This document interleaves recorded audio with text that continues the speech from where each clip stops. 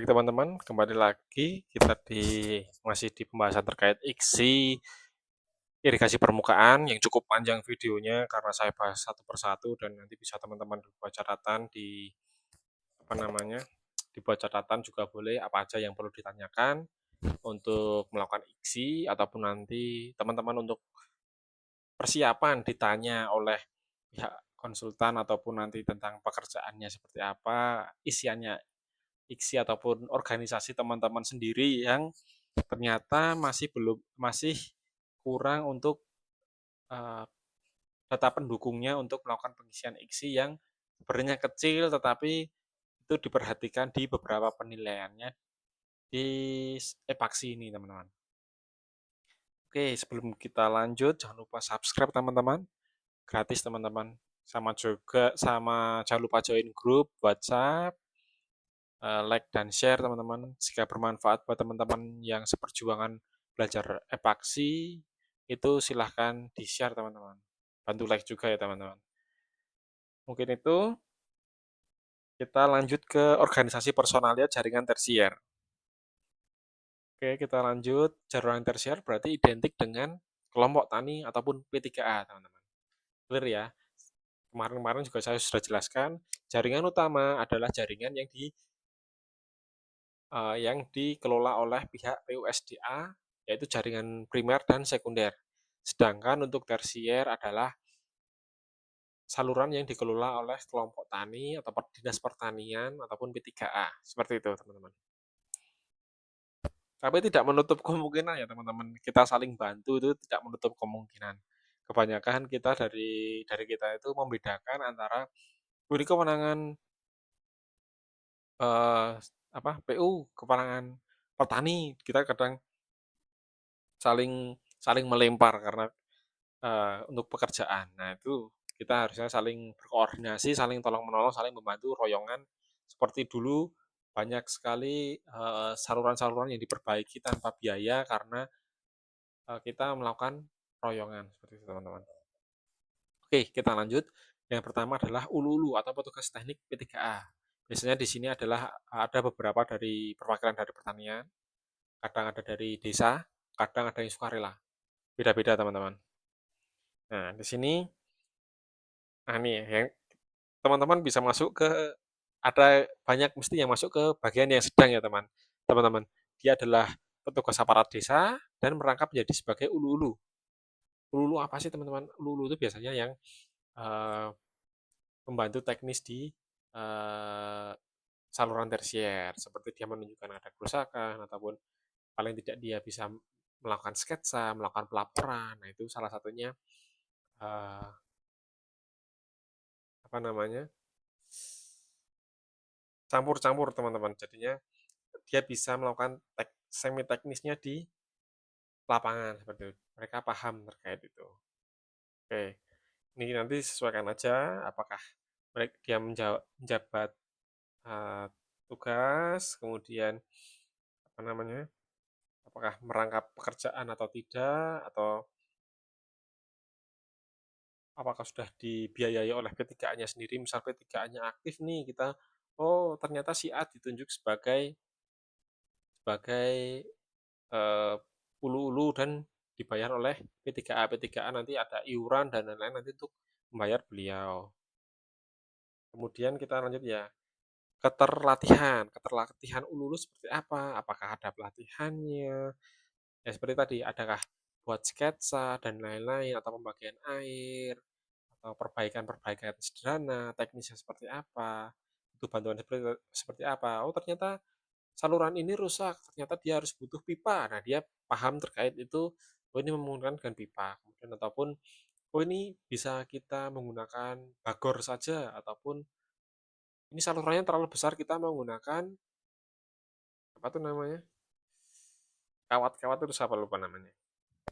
Bronjong. Nah, salah satunya bronjong nah itu nanti dia bisa melakukan identifikasi seperti itu. Kemudian intensitas koordinasi dan komunikasi. Nah, di sini biasanya ulu-ulu berkomunikasi dengan juru ataupun mantri atau juru ya teman-teman. Oh iya juru.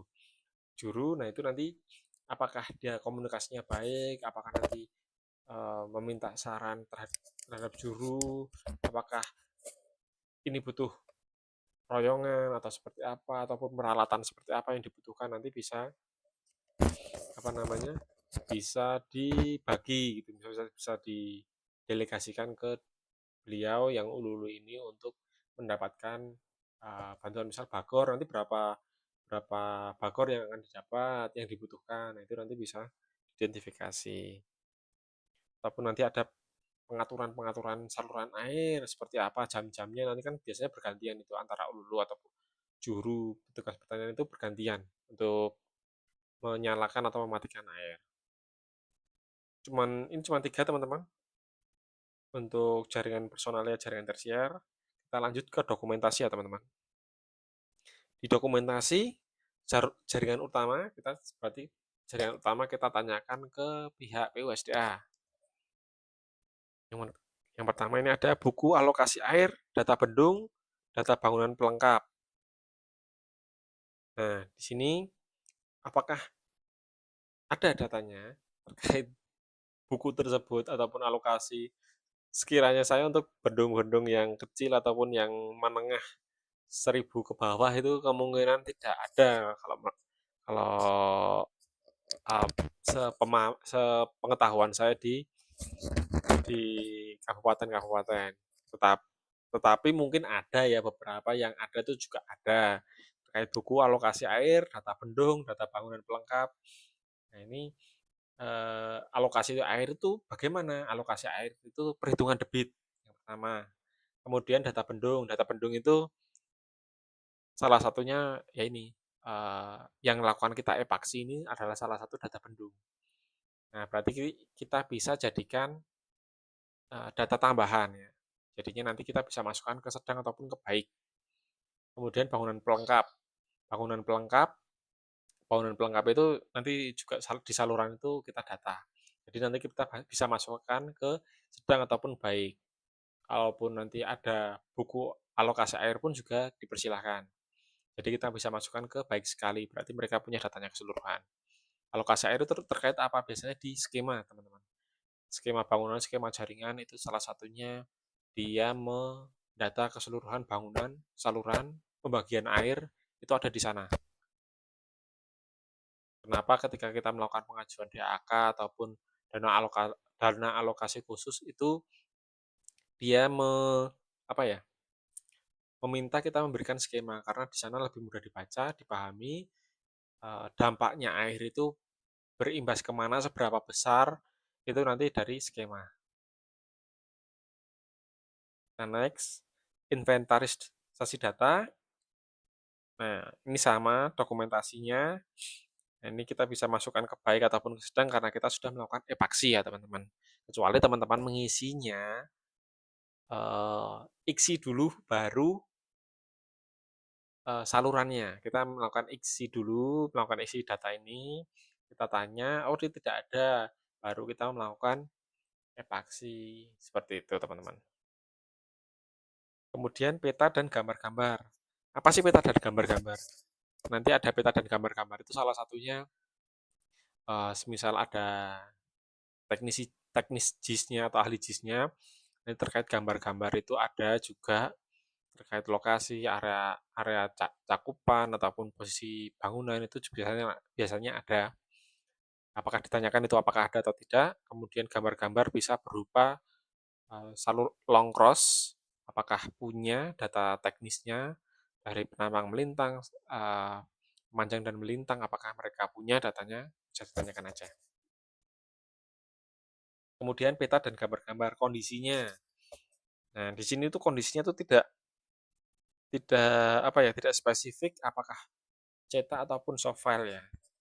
Kalau semisal kalaupun ada soft file-nya menurut saya juga nggak masalah, nggak harus sesuai di dinding. Kalau di sini kan kondisi data dinding di kantor kurang terawat dan tidak pernah diperbarui. Nah, di sini kadang ada beberapa irigasi ataupun data itu tidak terlalu banyak.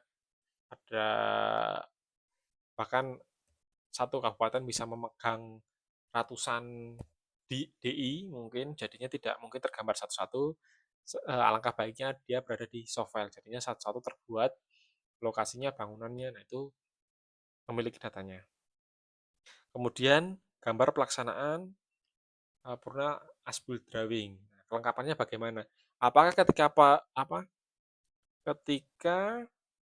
perbaikan datanya itu disimpan, diarsipkan secara bagus, secara baik, soft filenya misal diamankan di drive ataupun difilekan sendiri yang suatu waktu ketika regenerasi orang itu bisa didelegasikan seperti itu. Kemudian nih hasil pemeliharaan dan gambar bangunan. Apakah gambar bangunannya di lapangan sudah digambar keseluruhan atau belum? Seperti itu. Seperti bangunannya. Karena itu juga berhubungan dengan AKNOP, dan AKNIP itu juga menggunakan bangunan-bangunan itu juga diperlukan karena untuk melakukan identifikasi atau pengeluaran biaya yang pengelolaan operasi pemeliharaan dari tahun ke tahun. Nanti bisa di breakdown tiap tahunnya itu harus memiliki anggaran berapa. Biasanya itu di situ dari gambar-gambar ini ya teman-teman. Untuk penghitungan AKNOP. Jadi nanti tanyakan aja asbulnya ada, apakah kelengkapannya bangunan-bangunan lain juga tergambar atau tidak. Kemudian skema jaringan irigasi, pelaksanaan dan bangunan. Nah, berarti ini ada dua jaringan, skema jaringan dan bangunan. Seperti yang di awal tadi, apakah mereka punya terkait itu layanannya berapa di tiap bangunan sadap, dia mengaliri berapa hektar, kemudian debitnya berapa. Nah, itu salah satunya di skema jaringan dan bangunan. Kemudian plottingnya kegiatan pemeliharaan. Nah, di sini ada misal di DI DI Tirta di HM1 di HM10 di sana ada perbaikan. Nah, itu nanti akan diinventaris eh, apa namanya? Rehab-rehabnya posisinya di mana-mana saja tiap tahun, di mana nanti dia memiliki datanya. Nah, itu salah satunya di sini untuk plotting kegiatan pemeliharaan ataupun perencanaannya juga bisa. Apakah di sini tergambar untuk plotting atau kegiatan pemeliharaannya, ataukah eh, hanya langsung didesain tanpa menggunakan skema. Nah, itu nanti silakan ditanyakan aja. Oke, kita save. Kita lanjut di dokumentasi tersier ya. Nah, dokumentasi tersier. Buku data peta tersier, buku administrasi yang di sini artinya buku administrasi itu apa aja? Nah, di sini ada inventarisasi data sudah dilakukan namun ada kekurangan. Pendataan OP dilakukan dengan benar. Nah, di sini teman-teman bisa mengambil kesimpulan bahwasannya eh, kalau saluran tersier itu mereka juga mendata gitu. Ada yang didata, kemudian jaringannya di mana saja, seperti jaring-jaringnya itu bentuk-bentuk jaring ataupun cacing-cacingnya itu di mana aja, nanti apakah punya atau tidak, tergambar atau tidak, nanti bisa eh, teridentifikasi. Paling enggak, jadi teman-teman, mereka punya seperti peta yang sudah print out gitu, yang berbentuk skema, dan nanti akan membentuk menggambar di sini ada berapa jaringan. Misal di sadap itu ada 10 jaringan, bercabang lagi. Nah, itu bisa jadi seperti itu. Yang berbentuk simpel nggak harus berbentuk soft file ataupun digital, karena kita tahu kalau mencapai ke sana memang sangatlah bagus, tapi yang karena SDM kita belum mencukupinya, sehingga menurut saya menggunakan gambar tulis tangan dan mereka sudah paham lokasinya itu bisa kita masukkan ke baik ataupun baik sekali. Kemudian manual OP tersier. Nah, di sini apakah di sana sudah diberikan manualnya, tata caranya, melakukan operasi pemeliharaan untuk saluran tersier, seperti tadi hulu-hulunya apakah sudah terlatih, nanti biasanya dia sinkron terhadap ini. Kemudian jadwal pola tanam, apakah kelompok P3A-nya ini mengatur ataupun mereka membebaskan. Kan ada beberapa, oh di kita ini gini, kita tanyakan kan, oh, ada yang mengatur nggak Pak untuk jadwalnya? Nah, misal ada, nah nanti bisa eee, ditanyakan seperti apa jadwalnya, apakah padi semua, apakah nanti ada cabai, ada palawija, nah seperti itu. Nah, tujuannya di sini adalah ketika air kecil itu bisa merata keseluruhannya, teman-teman. Jadinya semua terbagi atau semuanya itu kebagian airnya dan masih bisa bertani secara keseluruhan di hektarannya. Misal ternyata kita di musim masa masa tanam pertama itu dia bisa mengaliri keseluruhan untuk padinya. Ketika di musim kedua mungkin setengahnya, setengahnya masih bisa palawija ya. Ya, kemudian di masa tanam ketiga, kalau dipaksakan ke 50% atau 50 hektar, kita anggaplah 100 ya. 50 hektarnya itu kita jadikan padi, yang 50 tidak akan kebagian air. Ataupun nanti kita paksakan ke 30, yang lain nggak kebagian air. Maka mungkin di masa-masa itu kita kurangin untuk padinya bisa digantikan dengan tanaman yang lainnya seperti itu. Nanti bisa direkayasa bagaimana melakukan masa tanamnya seperti apa, ataupun dijadwal bagian-bagian mana aja yang harus dibuka tutup pintu airnya, dan tanamannya apa aja yang tidak menyerap air banyak, tidak membutuhkan air banyak. Nah, itu mungkin bisa sebagai referensi kelompok tani supaya dijadwalkan untuk masa tanamnya. Kemudian peta, peta wilayah kerja, nanti gambar apakah ada, gambarnya nanti sederhana saja, paling ambil dari Google Map itu juga ada, nanti pembagiannya wilayah ini kelompok A, B, C, misal ini ada kelompok kelompok A di dekat bendung, di tengah, di samping ada B dan C. Nah, itu nanti jadi satu P3A itu juga bisa. Jadinya nanti membagi saluran-saluran tersier itu dirawat masing-masing sebagai tugas masing-masing wilayah. Nah, itu juga bisa. Ataupun nanti ternyata ada kerusakan, nah nanti bisa bisa saling berkoordinir lokasinya di mana, terus perbaikannya butuh apa saja. Nah, seperti itu. Kemudian skema jaringan irigasi, pelaksanaan dan bangunan. Nah, ini sangat jarang ya teman-teman. Sangat jarang untuk saluran tersier, ketersediaan peta dan gambar terkait skema jaringan irigasinya. Nah, nanti apa sih isinya di skema jaringannya? Nanti ada box tersier, ataupun nanti ada afur lagi juga bisa, ataupun nanti ada percabangan lagi, box quarter, dan lain-lain.